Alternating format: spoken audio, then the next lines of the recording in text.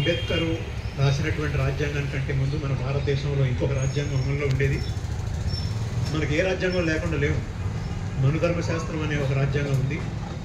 అది మనువాదం రూపంలో అమలయ్యేది. దాని తర్వాత అంబేద్కర్ రాసినటువంటి రాజ్యాంగం ఏదైతే ఉందో ఆనాడు ఉన్నటువంటి జాతీయోద్యమ నాయకులు ఆయనకు అప్పచెప్పినటువంటి కర్తవ్యాన్ని ఆయన జయప్రదం చేశారు.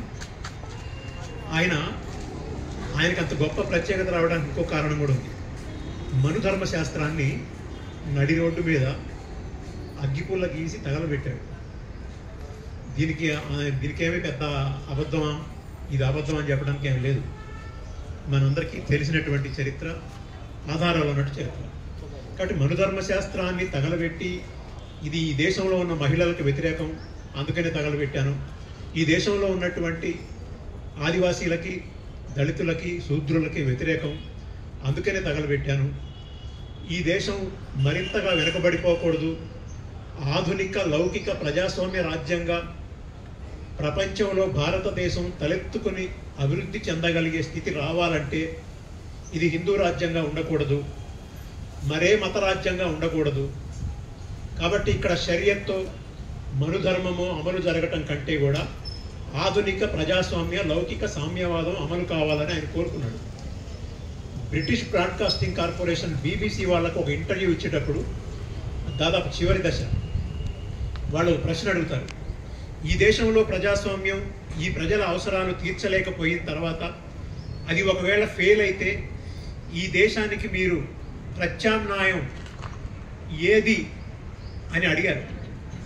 అది వాయిస్ ఈ రోజు కూడా మనకు అందుబాటులో ఉంది ఇంటర్నెట్లో.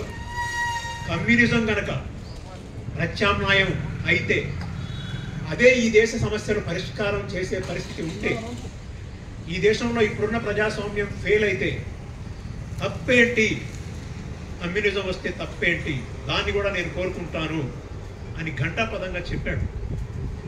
అందుకోసం అంబేద్కర్ గారికి ఈ ప్రత్యేకత ఉంది అనే విషయాన్ని కూడా మనం గమనంలో పెట్టుకోవాలి.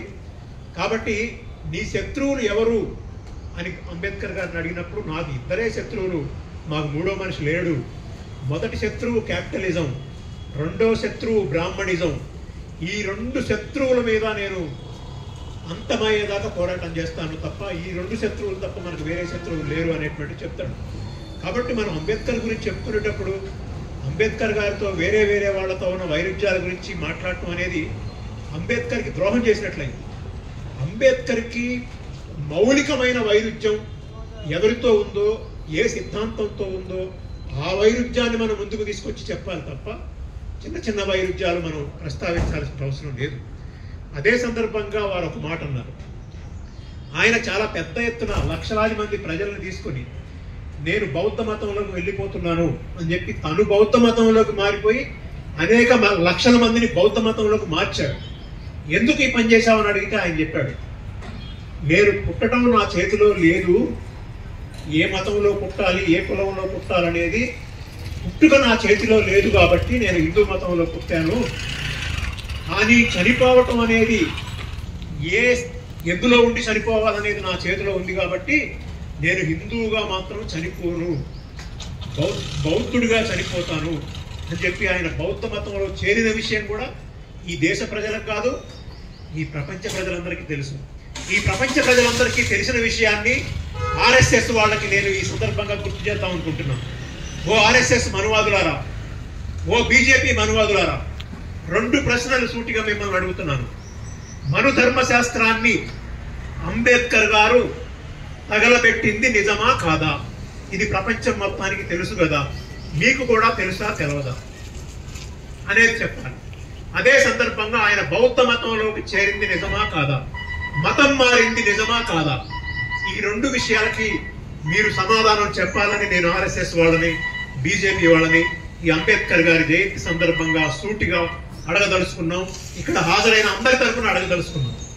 కాబట్టి ఈ దేశంలో దళిత, ఆదివాసీ పుత్రులకి ప్రధాన శత్రువుగా ఉన్నటువంటి మనుధర్మశాస్త్రాన్ని తగలబెట్టి తద్వారా ఈ దేశ ప్రజలందరికీ ఒక మార్గం సూచించి సోషలిజం కూడా ఈ దేశానికి ఒక ప్రత్యామ్నాయంగా ఏర్పడితే తప్పేంటి, దాన్ని కూడా మనం పాటిద్దాం అని చెప్పినటువంటి ఒక ఆధునిక ప్రజాస్వామిక వాది కాబట్టి ఈ దేశం ఆధునిక ప్రజాస్వామ్య లౌకిక రాజ్యంగా ఉంటేనే ఇది ఒక సూపర్ పవర్ కంట్రీగా ఎదుగుతుంది తప్ప మరో రకంగా ఈ దేశం మారితే ఈ దేశం మరింతగా మళ్ళీ 2000 సంవత్సరాలు వెనకబడిపోయేదానికి అవకాశం ఉంది అని చెప్పారు. కాబట్టి కేవలం అంబేద్కర్ మీద వ్యక్తి పూజ పెంచుకొని ఆయనకి దండేసి దండం పెట్టి ఆ అంబేద్కర్ని మనం ఏదో ఆయన మీద పూజ చేసేవాళ్ళుగా మన వాళ్ళకి భక్తులుగా మారిపోతే అంబేద్కర్ ఆశయం నెరవేరదు. అంబేద్కర్ యొక్క రచనల్ని అధ్యయనం చేస్తే ఆయన భావజాలం ఎంతో బయటపడుతుంది. ఇవాళ ఆయన రచనల్లో ఒక్క బుక్ కూడా చదవని వాళ్ళు చాలా మంది మేము అంబేద్కరిస్టులు అని చెప్పి లక్షల మంది కోట్ల మంది చెప్పుకుంటా ఉన్నారు. ఆ రకమైన అంబేద్కరిస్టులు ఈ దేశానికి ఉపయోగం లేదు. అంబేద్కర్ గురించి అంబేద్కరిజం సిద్ధాంతాల గురించి అధ్యయనం చేసిన అంబేద్కరిస్టుల వల్ల ఉపయోగం ఉంటుంది. కాబట్టి మనందరం కూడా ఆ రకమైనటువంటి ఐక్యతని సాధించాలని చెప్పేసి మరొకసారి వారికి జోహార్లు అర్పించడం అంటే ఈ దేశంలో మళ్ళీ మనువాద రాజ్యాన్ని తీసుకొద్దామని ప్రయత్నం చేస్తున్నటువంటి ఈ బీజేపీ పాలనని ఆచిపెట్టకపోతే మళ్ళీ రేపు మనువాద రాజ్యమే వస్తుంది. మళ్ళీ ఈ ప్రజాస్వామ్యాన్ని ప్రారంభంలో మన కార్యదర్శి గారు చెప్పినట్టుగా ఈ దేశంలో ఉన్నటువంటి ఆధునిక ఏదైతే ఉందో రాజ్యాంగం, ఆ రాజ్యాంగాన్ని ముక్కలు చేసి న్యాయ వ్యవస్థని, ఎన్నికల వ్యవస్థని అన్నిటినీ కూడా ముక్కలు చేస్తున్నటువంటి పరిస్థితి చూస్తున్నాం. దాన్ని నిర్వీర్యంగా చేసి నీరుగార్చడం చూస్తా ఉన్నాం. మరి కొంతకాలం కనుక ఇదే పరిస్థితి కొనసాగితే అంబేద్కర్ రాసినటువంటి భావజాలం మొత్తం కూడా అనుమరుగయ్యేదానికి వాళ్ళు ప్రయత్నం చేస్తున్నారు. అదే సందర్భంగా మళ్ళీ ఆ దుర్మార్గులే అంబేద్కర్ని గట్టిగా కౌగిలించుకోవడానికి కూడా ప్రయత్నం చేస్తున్నారు. అది ఒక ధృతరాష్ట్ర కౌగిలి అనే విషయాన్ని కూడా మనం గమనంలో పెట్టుకోవాలని చెప్పి ఈ కార్యక్రమంలో పాల్గొన్న అందరికీ కూడా నా హృదయపూర్వకమైనటువంటి అభినందనలు తెలియజేస్తూ బాబాసాహెబ్ అంబేద్కర్కి విప్లవ జోహార్లు అర్పిస్తూ సెలవు తీసుకుంటున్నాం. ఇక్కడ పాల్గొన్న అందరికి కూడా విజ్ఞాన కేంద్రం